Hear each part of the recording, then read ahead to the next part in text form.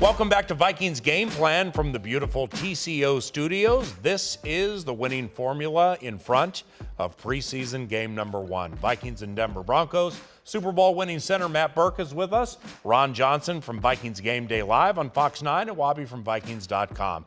Now, with the Vikings facing off against the Denver Broncos, immediately people think new quarterback Kirk Cousins and former Vikings quarterback Case Keenum. Ron, we begin with you. Which quarterback is better and why? Kirk Cousins or Case Keenum? It's tough, but I'm going to have to say Kirk Cousins. Reason being is if you look at the team he had in Washington, and he still was able to throw for 4,000 yards with subpar talent, Jordan Reed being hurt from time to time. Case Keenum had a ton of weapons. He had the best defense in the NFL. They had similar touchdown percentages in the red zone. Kurt had 17, he had 16. The only big difference is Kurt did throw more interceptions, and Case was a little bit more protective with the ball. Yeah. But I think overall, body of work, talent, arm strength, I'm going to have to go with Kirk Cousins. I would agree. I mean, Kirk Cousins, he's the kind of quarterback, he can go out and win games for you, which is what he had to do in Washington. Yep. They didn't have a defense, didn't have a ton of weapons around him. I mean, you talk about the interception in the red zone.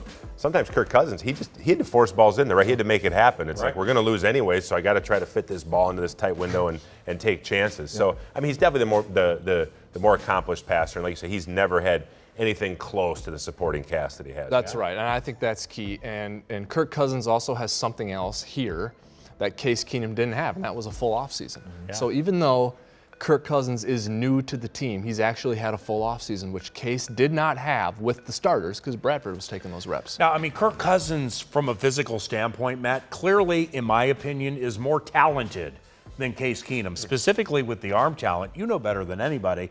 Talent doesn't always win as many games as the intangibles, right? No, there's talent and then there's ability. You know, and Kirk Cousins has talent, and I also think he's maximized his ability in the NFL. And I mean, you look at now just with everything being around him. Sure, there's a ton of pressure, but it's not like Kirk doesn't have to be the man. He's got a dynamic running back. Sometimes we forget about Dalvin Cook, and what he looked like in 3.5 games last year, right? To have that with him, so it's not all going to be on his shoulders. Now, Vikings game plan in no way is diminishing the accomplishments of Case Keenum last year. Oh my heavens, how good was Case Keenum? So many memories outside of the Minneapolis Miracle to be shared. What's a memory that sticks out to you, Wobby? Well, I remember coming off of the practice field after watching training camp practices and wondering who was going to win the backup job. Was it going to be Case Keenum or was it going to be Taylor Heineke? Yeah. Little did we know what Case Keenum would eventually do for the team. And while he didn't play great in his first game at Pittsburgh, yeah, the games against Detroit and Tampa Bay, I thought he was really good, and that sort of gave the team some promise the rest of the way. Now, the Vikings taking on the Denver Broncos in the first preseason game, who knows? Maybe we'll see Case Keenum for a series or two. Maybe we won't. Who knows? But nevertheless, Matt, when it comes to philosophically speaking, with starters playing in the first preseason game, how long should they play and why? I mean, it seems like sort of a general rule of thumb around the NFL is about 15 plays, 10 to 15 plays, 1 or 2 series. I mean, if you think about it, for a training camp day, that's such a light workload. You could certainly do more, but it's more about just getting assimilated, get used to going through the warm-ups of a game day, being under the lights, and just kind of playing with that kind of intensity. Because no matter what anybody says, it's always a little bit different when you're in that game stadium. There's a game day atmosphere and the lights are on. Ron, Wobby, what are you guys looking for from preseason games? Not just the starters, but overall, when you analyze preseason games, what are you looking for? For me, honestly, this year, it is the RPO. I mean, we're going to see a little bit of it early. We're going to see if Kirk Cousins can actually get it down. It's not an easy thing to diagnose because defenses nowadays, especially with Zimmer even, those linebackers are in the A-gap. So how do you decide which guy is which guy? That's what I want to see. And then also I want to see the receivers. I want to see how they gel with Kirk Cousins. It's a different ball. It's coming out a little bit faster. They say Kirk Cousins has a really strong arm. So our receivers realizing this. We have to get out of our breaks and actually run to the ball, where Case Keenum was more of a timing quarterback, and so was Sam Bradford. Sam Bradford wasn't a strong arm Brett Favre type of quarterback. He was a timing guy. That's what I want to see. How do these receivers gel with Kirk Cousins? I want to see what we see in practice, I want to see that happen in the games. Yeah. Because we spend so much time outside at practice watching that I want that to be confirmed in the games, especially on offense. And then on defense, I want to wrap those guys up in bubble tape, place them in a cryo chamber, and we'll see them week 1. Let's take a look at the NFC North and make some early predictions, of course, with the right to change them into the season, seeing how preseason football goes. Matt, you first. Who wins the NFC North, and what part of the season do they clinch?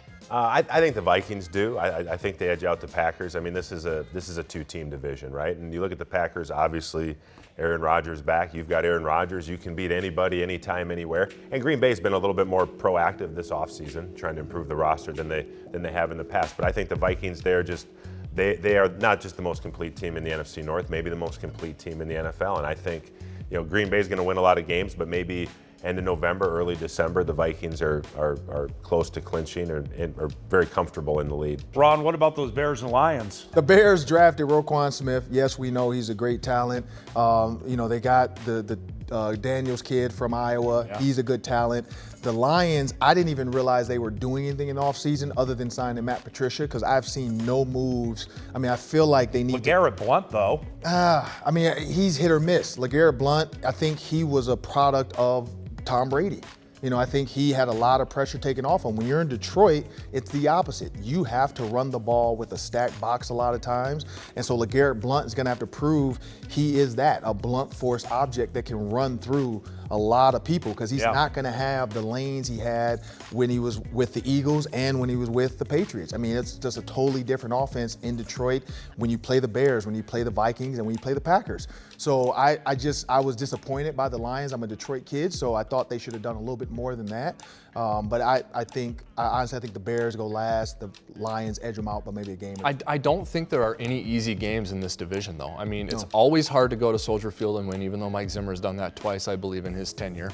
And when you have Matthew Stafford, you have a chance to win the game. So while we look at this as a 2-team division, I actually think it's one of the better divisions in the league. Yeah. Let's just make it easy and have the Vikings go back-to-back in the NFC North. That's your winning formula into the Vikings-Broncos preseason game. For all of us here with Vikings Game Plan and from the TCO studios, I'm Paul Allen. Thanks for watching.